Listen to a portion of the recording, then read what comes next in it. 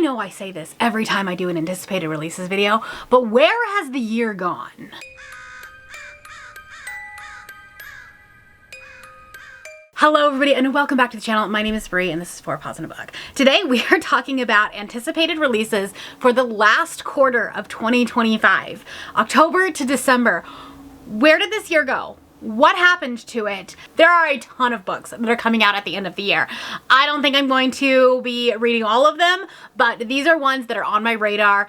I think that they'll probably be on your radar as well. And if they're not, maybe now they will be. There are some, obviously, that I have pre-ordered. There's some that I have ARCs for, but there are some that are just like, that could be interesting. So I have 27 books. We are going to talk about them, but very briefly, and then I'll have Goodreads links for everything, and you can check them out down below if they speak to you, if they're your vibe. I'm doing them in chronological order, so we're gonna start with October, go all the way to December. I don't have as many for December as I do for October. Obviously, that's kind of what happens. As well as December tends to be like the slowest month for putting out books, just because like they're not gonna get on lists and things like that. So that being said, let's just talk about the books. Okay, I have Goodreads pulled up over here on my screen, so if you see me looking away, that is why. But first up, October 7th, we have The Intruder by Frida McFadden. Now, I don't love every single one of Frida's books, and I don't actually even pick up every single one of Frida's books, but I do know that like when I pick them up, they're gonna be a good time. There are some tropes that I just don't vibe with. There are certain characters that I don't want to deal with, but this one sounds like it's gonna be a lot of fun. And the last one that I read from her, The Tenant, was a wild ride. And I think this one's gonna be kind of similar. So the tagline is, who knows what the storm will blow in? Casey's cabin in the wilderness is not built for a hurricane. Her roof shakes, the lights flicker, and the tree outside her front door sways ominously in the wind. But she's a lot more worried about the girl she discovers lurking outside her kitchen window. She's young, she's alone, and she's covered in blood. The girl won't explain where she came from or loosen her grip on the knife in her right hand. And when Casey makes a disturbing discovery in the middle of the night, things take a turn for the worse. This girl has a dark secret, one she'll kill to keep. And if Casey gets too close to the truth, she may not live to see the morning. This sounds like it's going to be like an isolated thriller, which I do really, really love. It's gonna be a fun time. Then on October 9th, we have Savage Blooms by S.T. Gibson. Oh, here we go. Okay, so I have really loved some things that S.T. Gibson wrote. Obviously, A Dowry of Blood, top tier, loved it. I also really liked An Education in Malice, which I think was like an unpopular opinion. However, her other one, Evocation, I believe is what the name of it was, I DNF'd. I didn't really love. And so I'm going into this with like tempered expectations, but it does sound like it's gonna be good. Adam has been in love with his best friend, Nicola, since college, but the closest he can come to admitting his feelings is inviting her to travel with him to Scotland in search of a legendary cave from his grandfather's bedtime stories. When a storm washes out the road, Adam and Nicola find themselves at the mercy of Eileen, an eccentric aristocrat, and Findlay, her brooding groundskeeper. The Americans quickly get more than they bargained for as they become entangled in Eileen and Findlay's world of mind games, kink, and ancient enchantment. This sounds like at least it's going to be a fun, spooky time. It feels like a spooky season read, which I'm really excited that it's coming out in October.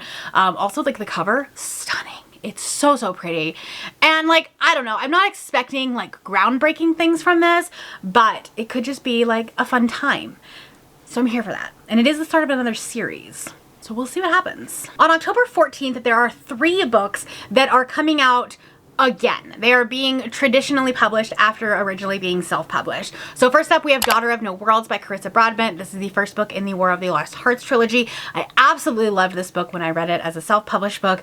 I need to finish the series. I still need to read the 3rd one. It's fine. Don't worry about it. I'm really excited it's getting traditionally picked up. I'm excited that people are going to be talking about it again. Maybe it will like entice me to finish this series. I probably will have to reread at this point. I am not as much a fan of the new covers. However, I have been told that like there's a lot of intricate detail and hidden work in these covers that tie back to the book. So that is really exciting. And also Carissa really likes these covers, and so therefore I'm not going to say anything about them. The other one that's coming out on October 14th is The Mist Thief by L.J. Andrews. This is the third book in the Ever King series. So Ever King, Ever Queen, and then The Mist Thief. I still need to continue this series. I have only read the first book in it, but really excited that this is getting traditionally picked up as well. And then finally we have Sawyer by Jessica Peterson. This is the third book in like a cowboy romance. It's the Lucky River Ranch series. And you'll actually see book 4 on this list a little bit later on because she'll be finishing out this series, which is super exciting. I love these new covers. They are so cute, but like not in a, I mean, they're cute, but they're like also, I don't know, they do something for me.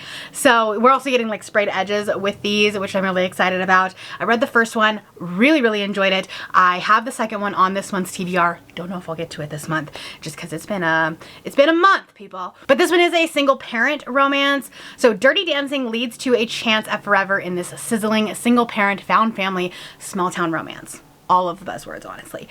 Everything that I love. 'Tis the season to start seeing the Christmas romances, the holiday romances. And so first up, we have Good Spirits by B.K. Borison.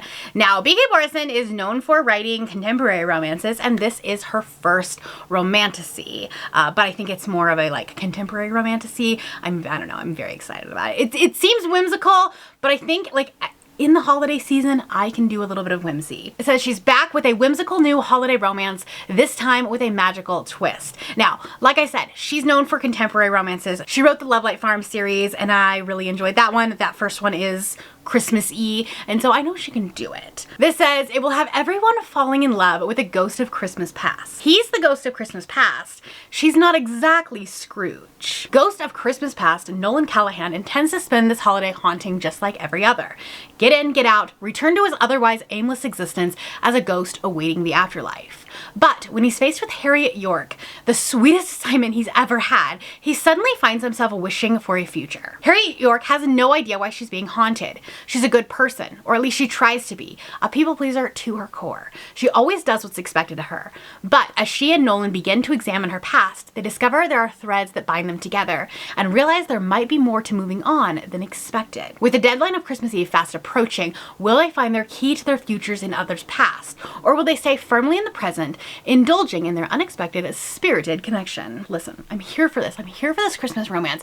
Should I make this my Christmas Day read? I mean, I know it comes out in October, so like I'll be behind the times, but I always pick a Christmas book to read like for the entirety of the day because we don't really do anything on Christmas Day. All of our holiday stuff happens on Christmas Eve, and so I usually like will take a book and I'll just read the entire thing in a day. Maybe this one could be that this year. Who knows? Also coming out on October 21st is The Devil She Knows by Alexandra Bellefleur. Listen, I love Alexandria's books. I will read anything this woman writes, and this one sounds so much fun. It's a little different, a little bit off the beaten path from her usual books. A down on her luck woman makes a deal with a crafty demon to win back her ex-girlfriend after a proposal gone awry, only to discover the girl of her dreams might be the devil she knows. Samantha Cooper is having the day from hell. In less than 24 hours, her life has unraveled, leaving her single with nowhere to live. Adding insult to injury, she's trapped in an elevator with a gorgeous woman claiming to be a demon. Love this. Daphne is not at all what Samantha expected from someone claiming to be an evil supernatural entity. She's pretty, witty, dressed in pink, and smells nice. And she's here to offer Samantha a deal she can't refuse. 6 wishes in exchange for one tiny trade: Samantha's soul. There's a glaring loophole in their contract, one that Samantha fully intends to exploit so she doesn't fork over her soul.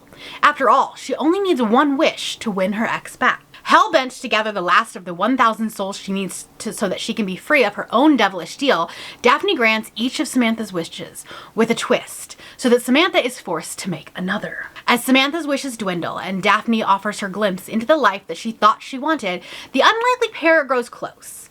Perhaps the girl of Samantha's dreams is actually the stuff of nightmares.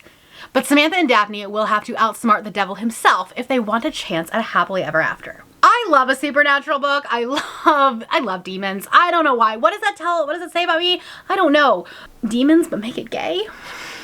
I think I'm actually living out my Lucifer dream here. On to October 28th, I have 2 books that I am interested in. The first one is a sequel that I have not read the first one yet. So we're gonna need to do that first, but Bonds of Hercules by Jasmine Mass is coming out on October 28th. This is the second book following Blood of Hercules, and so I'm not gonna read the synopsis for this one because I'm sure that it will probably spoil something. And like I said, I haven't read the first one yet. I know that the first one is kind of more about like silly, goofy time. It's a wide choose with like Greek-inspired characters.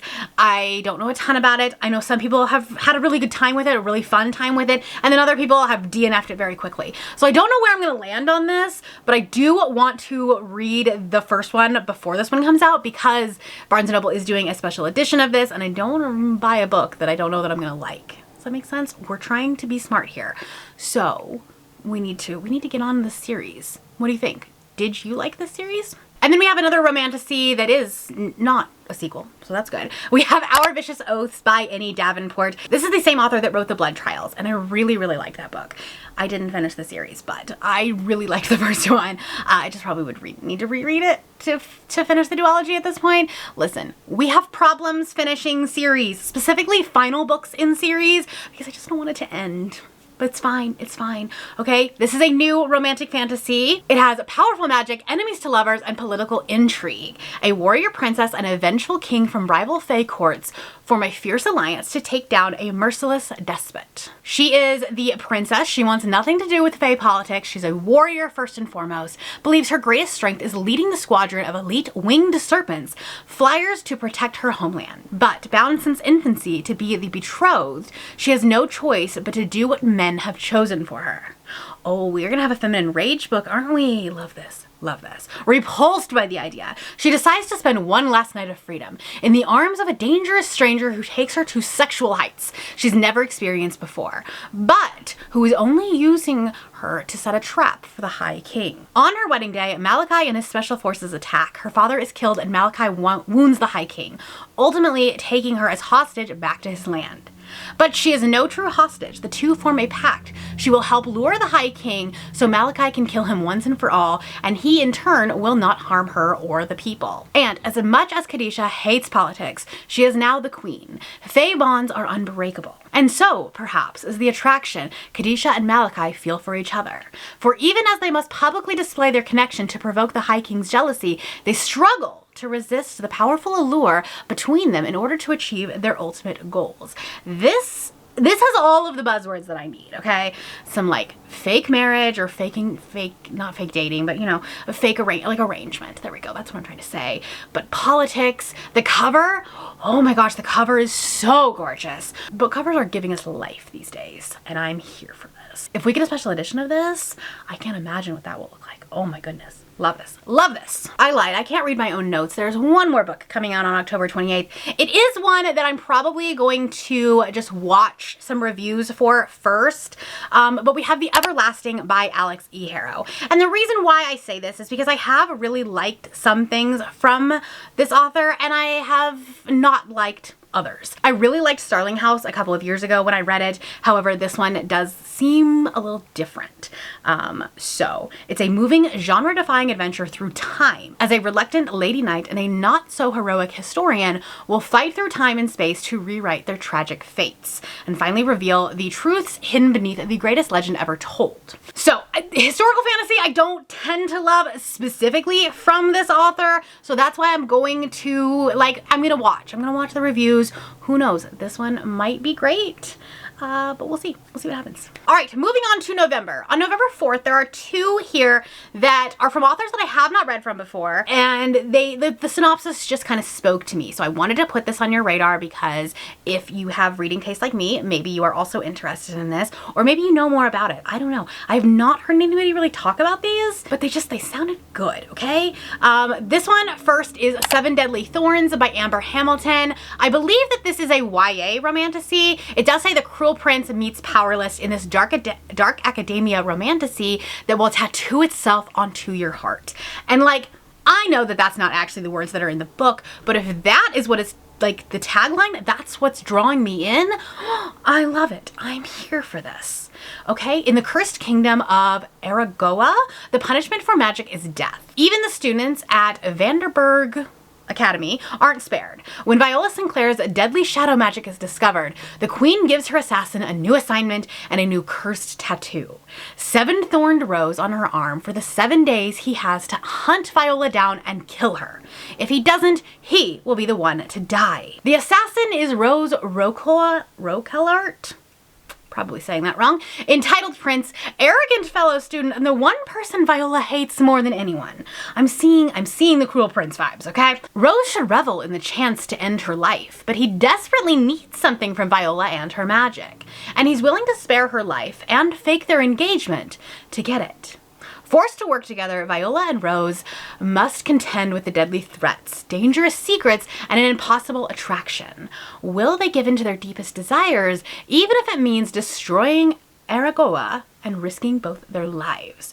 Her worst enemy, his only chance. I don't know, like this sounds good, okay? It sounds like it's going to be like a bingeable story, something that I'll read really quickly and just kind of get sucked into the story, much like Powerless, Cruel Prince, you know, those type of stories that you just kind of like fall into. Also, something like Heartless Hunter. That's kind of the vibe it's also giving me. Then we have Blackthorn by J.T. Gessinger. Now, this author has really made their mark with the dark romance, and this is their romantasy exploration. I don't know if it's actually like a debut per se, but it is a new enemies to lovers romance filled with explosive secrets, nail-biting gothic suspense, and the dangerous lure of dark magic. So we're kind of going into this dark romantasy, which I think is kind of like the center of the Venn diagram that I'm like thriving in right now. You never forget your first love, especially when he's your worst nightmare. 12 years ago, Maven Blackthorn fled her small hometown,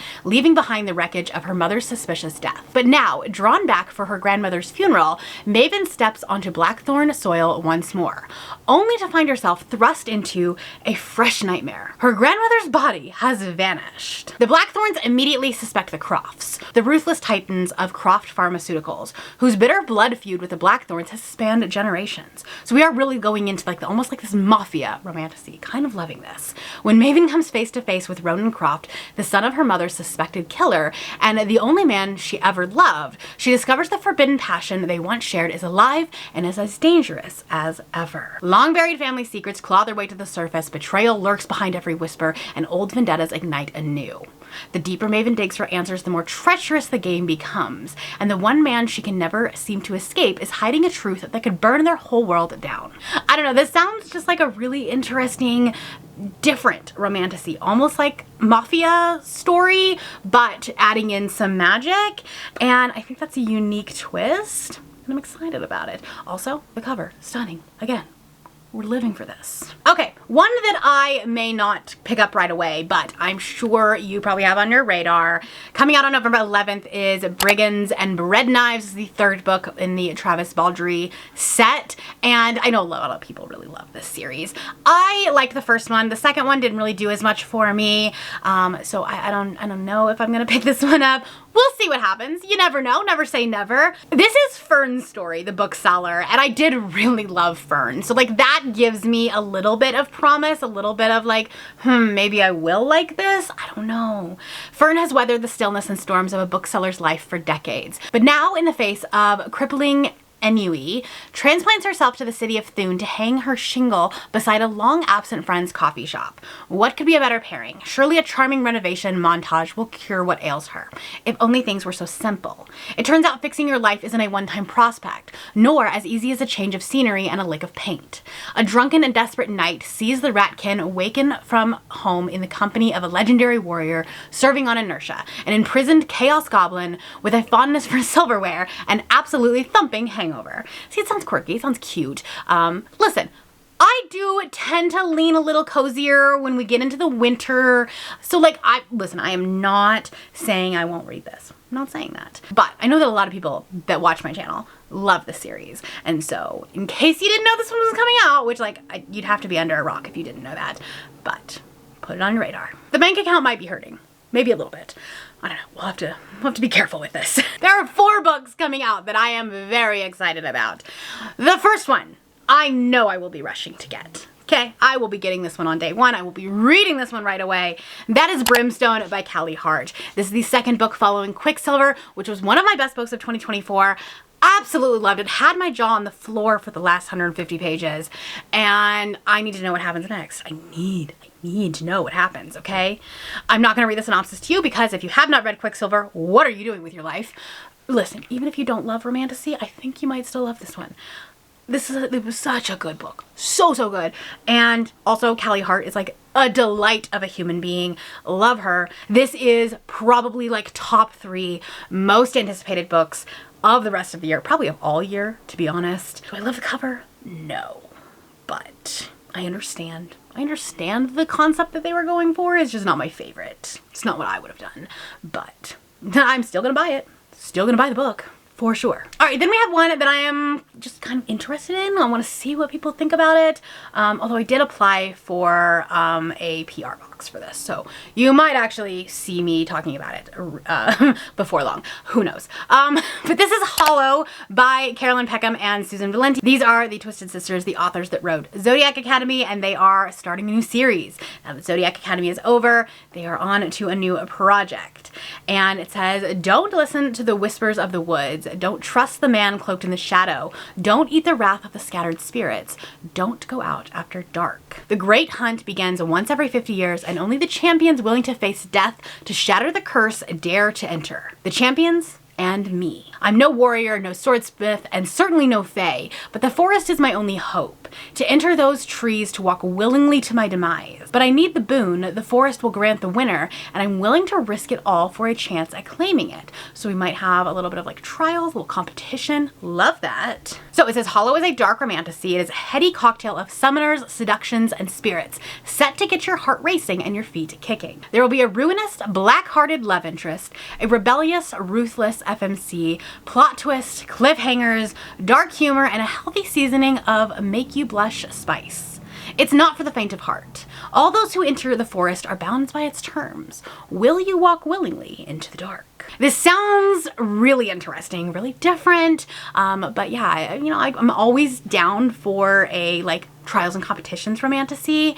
And again, the cover. Can we talk about this cover? All right, and then also on November 18th, I have 2 contemporary romances. The first one, again, on my radar, but the cover is speaking to me, okay?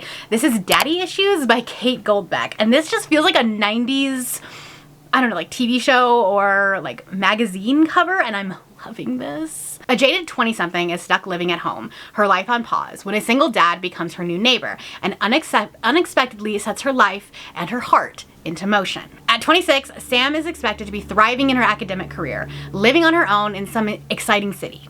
Expectations meet reality. She has massive student loans from studying art history, a dead-end service industry job, a situationship that's equal parts intoxicating and toxic, and she's been crashing at her mom's condo. At least it's not a basement. If she can finally get accepted into a PhD program and get out of Ohio, the adult life that's been on hold for her half of her 20s will finally begin. Her mom's new neighbor, Nick, is the ultimate grown-up. His adult life began the moment his 9-year-old daughter, Kira, was born. Her happiness is Nick's only priority, especially in the wake of the divorce. There's nothing he won't do for Kira, including giving up his globe-trotting career for something more stable, like managing a chain restaurant. Sam has zero interest in an ultra-dependable guy pushing 40. Frankly, she's a little afraid of kids. But with just one thin wall separating the 2 condos, Nick proves difficult to avoid. His quiet confidence forces Sam to grapple with the other men in her emotionally derelict friend with benefits and her actually derelict father. As her unexpected connection with Nick heats up, Sam finds herself falling fast for a man whose life is steady and settled while hers is anything but. This just sounds like it's gonna be a really fun time, right? It's kind of like almost a Hallmarky type of movie, just kind of messy. Sometimes that's what you need. I don't know, this just sounds like it's gonna be a fun time. We're good, we're here for this. It's quite possible that I am just in my single dad era. It's quite possible. And this is a book that I will be reading as soon as it comes out. Single Dad Dilemma by Carla Sorensen. If you have been around my channel at all, like for the past couple of months, you know that I fell down the Carla Sorensen rabbit hole and I don't want to get out anytime soon. She has quite the backlist. And so I've been reading a lot of her books. She will absolutely be my #1 author of the year, like without a doubt. There's no way that anyone will beat her at this point. And this is her newest book.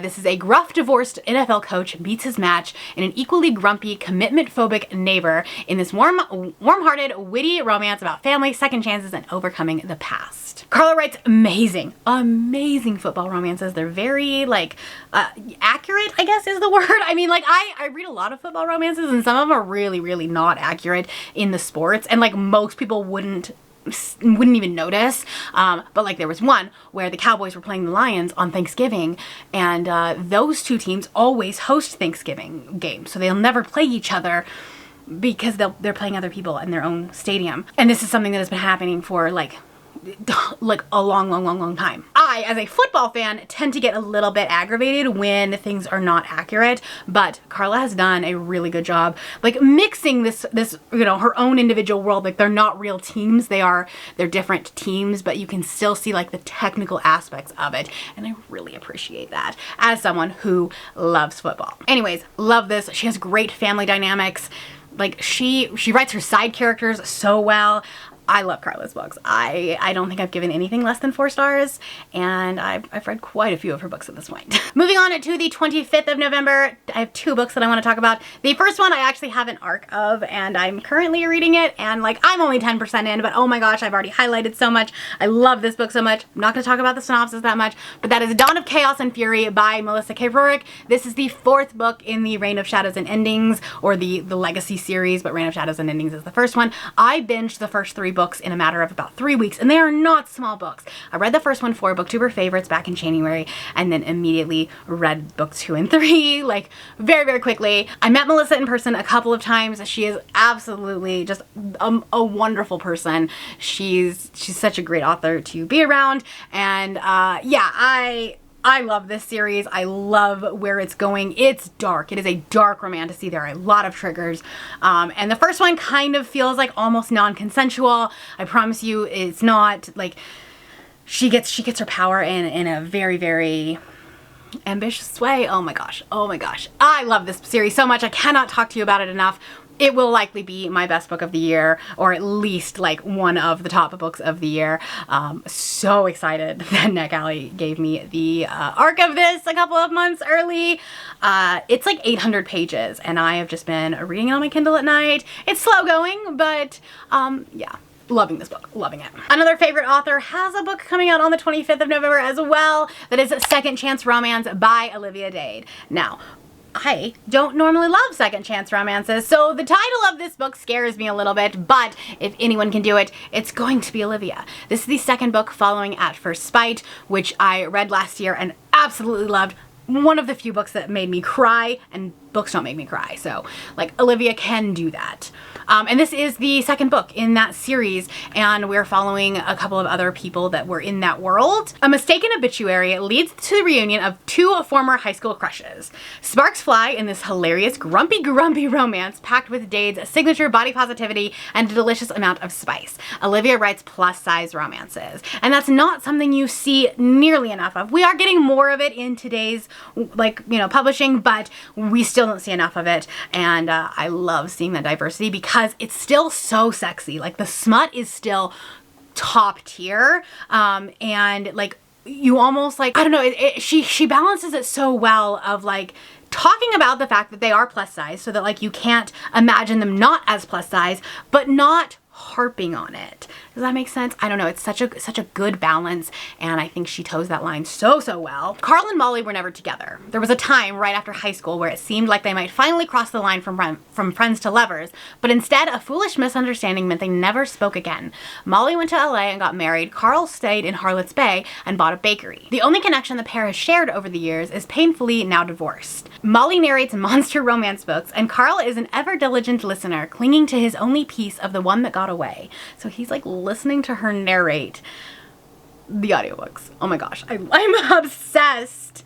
Still, Molly hasn't totally left Harlot's Bay behind. When she hears that Carl's obituary has run in the local paper, unexpected grief prompts her to hop on the next flight to Maryland, where she finds Carl very much alive, the victim of nothing but an accidental obituary. As the pair reunite, they finally hash out the missed connection. True, Molly isn't quite ready to trust again, but Carl is determined to prove himself worthy of her faith and devotion. It's gonna be a he falls first.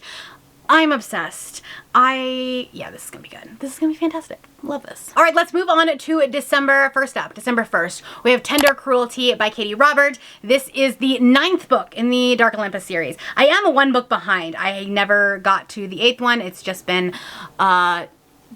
time and place, I guess. But this one is the one that a lot of people have been waiting for. This is the scorchingly hot modern retelling of Hera and Zeus.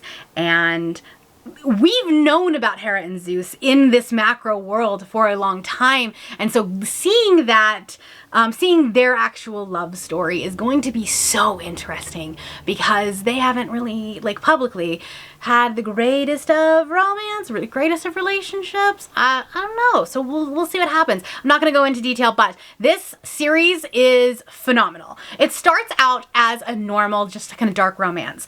There's a little bit of politics in it, but we don't see a lot. But once we get to probably about book 3, we really start opening up the macro plot, and we have this rebellion that is happening. We have this coup that's happening from this other, like, group of like resistors, I guess is the best way to put it. And so we're seeing all of this happen, but then in each book you have like a couple or a group, if you know, in the cases that are the polyamorous ones. And it's just, I want to see the whiteboard that this started as, okay? Because I feel like there is just so many, the red string everywhere. Yeah, so this one is one that I am anxiously awaiting, but like I said, I do need to read the one before it first. Maybe I should do that before December. All right, December 2nd, we have Something Wicked by Fallon Ballard. First off, this cover. This is so gorgeous. So gorgeous. It's kind of classic, kind of like Gatsby-esque almost. It is a seductive romantasy that blends Macbeth and Moulin Rouge, which is the crossover I never knew I needed, but I most certainly do. Hypnotic saga of sex, love, and murder. The country of Avon is in deep turmoil. The uprising has overthrown Avon's monarchical rulers, and a decree has been issued. Candidates for the first presidential election will be selected by the completion of a special task to kill the former monarch of their home province. Wow, okay. Callum, the son of a recently dethroned king, is determined to be in the running, but to do so, he must come to terms with killing his father, the key to which lies in the hands of Lady Katerine, a gifted courtesan at Avon's premier sex club. I'm obsessed with this. Lady Katerine has always had the magical ability to manipulate the emotions of anyone who experiences an orgasm in her presence. What a power. If Callum can open up to Kate, he will be able to commit the newly fated murder without suffering the guilt and take his place as the rightful candidate from his province. But Callum has a deep-seated mistrust of the gifted, and the last thing he expects is to be confronted with an undeniable connection with Kate that neither of them understands nor wants. With the fate of the country at stake, Callum and Kate search for ways to bear themselves to each other and discover a darker force building, one that might ruin the future of Avon for good.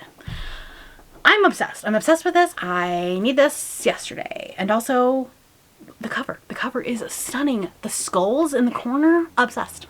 Obsessed. I hope I love this book. Another sequel also coming out on December 2nd is Sweet Venom by Rena Kent. This is the sequel to Beautiful Venom, which I read over the summer and really enjoyed. I didn't think I was going to, but I really enjoyed it. So not gonna read the synopsis for this one, but it is, like I said, it's a dark hockey romance. Like very dark. There is some consensual non-consent with a lot of Rena's books, including Beautiful Venom. But once you learn about his background, where he came from, you realize that he's just a sad, tortured boy, and he needed a hug instead of what he got as a child. So definitely one that I'm going to be keeping my eye out for. Probably not one that I'll like immediately jump to buy, but still definitely on my radar. And again, The cover. We love a good snake on a cover. Like a lot of Rena's books have snakes on the covers. Her other one, Kiss the Villain, also had one. And, you know, I'm here for it. I'm here for the snakes on the covers this year. I told you that this one was on the way. We have Duke by Jessica Peterson. This is the 4th book in the Lucky River Ranch series that is getting republished. And oh my god, this cover is my favorite, I think, of all 4 of them. It also feels so wintry, so like, I don't know, Christmassy almost. I don't think it's actually Christmas, and there's like very little synopsis on it. But I'm here for this one. Obviously I need to continue reading this series before I like jump into these all the way. But this also feels like such a good like Christmas thing. I don't know. I'm probably reading too much into it, but here we are. And then on December 9th, we have Born of Flames and Sacrifice by Scarlett St. Clair. There is nothing on the synopsis on Goodreads for this book. So like, I don't even know if this is actually coming out, but here we are. So we have Born of Flames and Sacrifice. This is Adrian and Isolde. It's the prequel novella to the King of Battle and Blood and the Queen of Myth and Monsters. But other than that, I don't know anything about it, other than it's just a little prequel novella. And I really enjoyed that series. The second one, not so much, not as much as the first one, but it was a very strong series, and I really like her writing. So I will be reading this, that's for sure. I had 3 more left and my battery decided to die. So sorry if the angle changed or if the lighting changed. Let's talk about the last 3. The first one is Dante by Sadie Kincaid. This is a dark contemporary romance, and again, that's the era that I have been in recently. It's the first book in the Chicago Ruthless series featuring the Moretti siblings. Each book is a standalone with a HEA. It's a spicy dark mafia, enemies to lovers, forced proximity romance. Features scenes of violent nature as well as those of explicit sexual nature, obviously. This sounds really interesting. I've never read anything from Sadie Kincaid, so it's definitely something that like I'm gonna like put on my radar. Maybe not one that I pre-order. I hate Dante Moretti. He's cold, calculating, and vicious. No secret that he wiped out his former fiance and her entire family on the eve of their wedding. All right, go off. He's the kind of evil that makes even devils cry. But that's not why I hate him. I hate him because he has taken the only thing I have left in this miserable world, my freedom. He has chained me to him because of a debt that I don't owe. I just have the misfortune to share the bloodline of the man who does. And now I'm trapped in his gilded cage, and the only thing I have left to do is run. And I try. I really do, but he is everywhere. Suffocating, all-consuming, intoxicating. He's a paradox, a man with a heart as cold as ice, whose passion rages like an inferno. Love it. Why does he see my soul in a way that no one else ever has? Why does the slightest brush of his skin make my pulse race? We love it. Like, this is gonna have peak banter, peak tension. My mom always warned me to never play with matches, but if Dante Moretti is fire, then I want to burn. The writing of the synopsis is fantastic, and so, like, I kind of want to give this a shot. What do you think? Last up, I have 2 more romantasies. The first one is We Who Will Die by Stasia Stark. This is the first in a new romantasy series. She wrote the Kingdom of Lies series, which I'm halfway through. It's not a favorite series of mine, but I am excited about this new one because it does sound like it's going to be really political, and it's also vampires. It's a slow burn romantasy. It's set in a Roman-inspired world ruled by merciless vampires. That sounds right up my alley. Sounds great. Fantastic. Breathtaking combat, vengeful gods, magical creatures. It's the first epic installment in an enthralling new series. Life in the perilous Thorn District is a constant battle for Arvel and her younger brothers. And the vampire standing on her doorstep is about to turn their world upside down. Faced with an unthinkable choice, Arvel makes a magical binding vow to do the impossible. Kill the Emperor, an ancient vampire created by the god Umbros. Okay, but first, she must enter the Sundering, an arena where only the fastest, strongest, and deadliest survive long enough to be selected for the Emperor's elite guard. So this is gonna have like gladiator style? I mean, like, gladiator vampires, I'm kind of here for, not gonna lie. So yeah, to survive the arena and complete her mission, Arvel must get to the bottom of a conspiracy that will change everything she thought she knew about herself, and the 2 vampires who are deeply entwined with her destiny. There are 2 dates on this one, so I don't actually know when this is coming out. You might see this on a quarter 1 as well, because it says expected the 30th of December 2025, but then at the bottom it says expected publication January 20th, 2026. So I don't know when it's coming out, but put it on your radar just in case. Finally, this cover is everything, okay? Everything. This is An Arcane Inheritance by Camilla Cole, also coming out on December 30th. It's a modern day dark academia fantasy with a twist, perfect for fans of Babel and A Deadly Education. So I guess it's probably not actually a romantasy. This one is just a fantasy. Warren University has stood amongst the Ivy elite for centuries, built on the bones and forbidden magic of its most prized of BIPOC students, hiding the rot of a secret society that will do anything to keep their own powers burning bright. No matter who they must sacrifice along the way. Ellery Morgan is determined to prove that she belongs at Warren University, an Ivy League school whose history is deeply linked to occult rumors and dark secrets. It's kind of giving me like Grown Up Legendborn, not gonna lie.